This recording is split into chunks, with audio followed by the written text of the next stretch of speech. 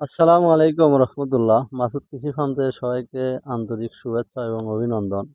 আমি আজকে আসলাম, আপনারা এর আগের ভিডিওতে হয়তো দেখেছেন যে আসলে কিভাবে করলা এবং আদা চাষ করছেন। তা আমি আজকে কথা বলবো যে তার চাইতেও দুর্দান্ত যে আবাদগুলো আছে, যেমন হলো ধরেন যে পেঁপে। পেঁপে যদি চাষ করা যায় তাহলে পেঁপেটা দীর্ঘদিন থাকে, এই বিষয়ে আমি বিস্তারিত কথা বলবো। এবং আদা, এই কারণেই আপনারা ভিডিওটা প্রথম থেকে শেষ পর্যন্ত দেখবেন। অবশ্যই ইনশাল্লাহ আপনারা উপকৃত হবেন। আমি আজকে কথা বলবো আদা এবং পেঁপে দুটো কীভাবে একসাথে হয়, এবং দুটোই খুব ভালো টাকা পয়সা ইনকামের একটা সোর্স।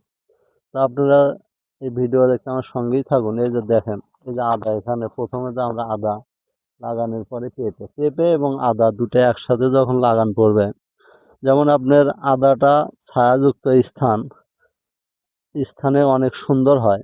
এই কারণে এই যে দেখেন যে পেঁপে এবং আদা যদি দুটো একসাথে হয়, তাহলে দেখবেন যে আপনার ওই যে করলা বা হাবি জাবি, যেটা আমি ঝিঙ্গা টিঙ্গা এগুলো দেখাচ্ছি, আপনারা হয়তো আগের ভিডিওতে দেখেছেন, করলাটাও বেশি টাকা।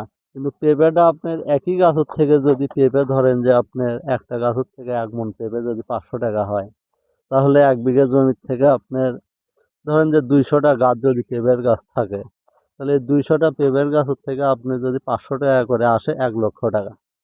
আদা আদা এই কারণেই করবেন যে আদা যেটাই গাড়বেন বড় করে গাড়বেন, আসলে ভাঙবেন না আগে। আদা যে টাকা দিয়ে কিনলেন তার চাইতে বেশি টাকা ওর মোথাটা যে তুলবেন আপনি, ওই মোথাটা আপনি বিক্রি করতে পারবেন। কারণ আদার খরচ নাই বলতেই চলে। তাহলে আদার মোথাটা আপনি যেটা গাড়লেন এটা উঠে আবার এই হিসেবে বিক্রি করলেন, এবং আদাটা পুরোটাই থাকলো লাভত।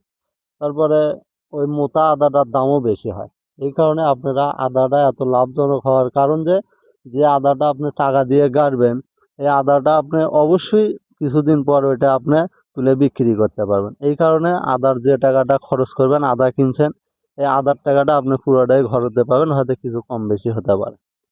তারপরে আদা তো পুরোটাই থাকলো। তারপরে পিঁপড়াটা দেখেন দীর্ঘদিন, আপনি যদি কোন যে 2 থেকে 3 বছর আমি খাবো, তা আলহামদুলিল্লাহ তাও খেতে পারবেন।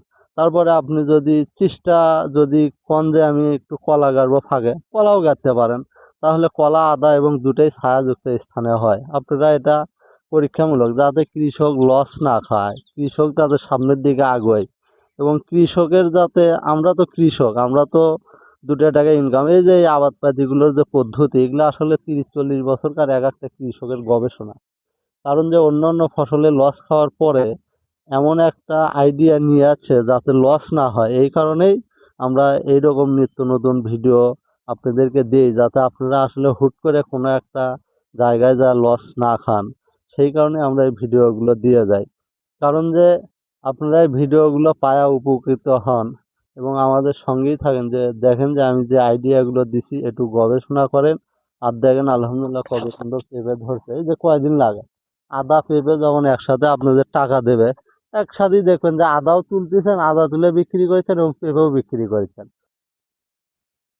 তাহলে আপনারা অবশ্যই মনে রাখবেন যে আরো একটা, যেটা আমি বলছি যে কিছু কথা আছে যে বিস্তারিত বলার জন্য। বিস্তারিত বলতে কি বোঝায়, আপনারা ভালো বীজ হলে ভালো ফসল হয়। এই কারণে আপনারা এখন গবেষকেরা বার করছে আপনার হাইব্রিড পেঁপে, যেমন হলো টপ লেডি, তারপরে হলো গ্রিন লেডি, তারপরে আপনার বাবু। এই যে পেঁপেগুলো অনেক ছোটোর থেকে ধরে, এই কারণে এই পেঁপেগুলো ছোটোর থেকে ধরলে দীর্ঘদিন ফল পাওয়া যায় এবং ফলের সাইজ ভালো হয়। এই কারণে আপনারা এই হাইব্রিড জাতের পেঁপেগুলো লাগাবেন ইনশাল্লাহ। আর আদা আগে তোলার চেষ্টা করবেন না, গাছ দুর্বল হয়ে যায়, আদাটা একটু পরে তুলবেন। আদা অবশ্যই আপনারা খুব ভালো জাত দেখে এবং 2-4 জনের থেকে পরামর্শ করে, যার আদা ভালো হয়েছে সেখান থেকে বীজ সংরক্ষণ করবেন। করার পরে আপনারা এই আদাটা লাগাবেন। আর আদাটা ছোট করে লাগাবেন না, একটু বড় করে লাগাবেন, যাতে গাছ ভালো হয়। তাহলে আপনার আদাটাও খুব তাড়াতাড়ি মনে করেন যে ওই পাবেন, যে হারাবে না, সবটুকুই পাবেন। তা আমি কথার ভিডিও লম্বা হবে বলে আমি কথা বলতেছি না। আজ পরবর্তী ভিডিও দেখার জন্য আমন্ত্রণ রইলো। আসসালামু আলাইকুম।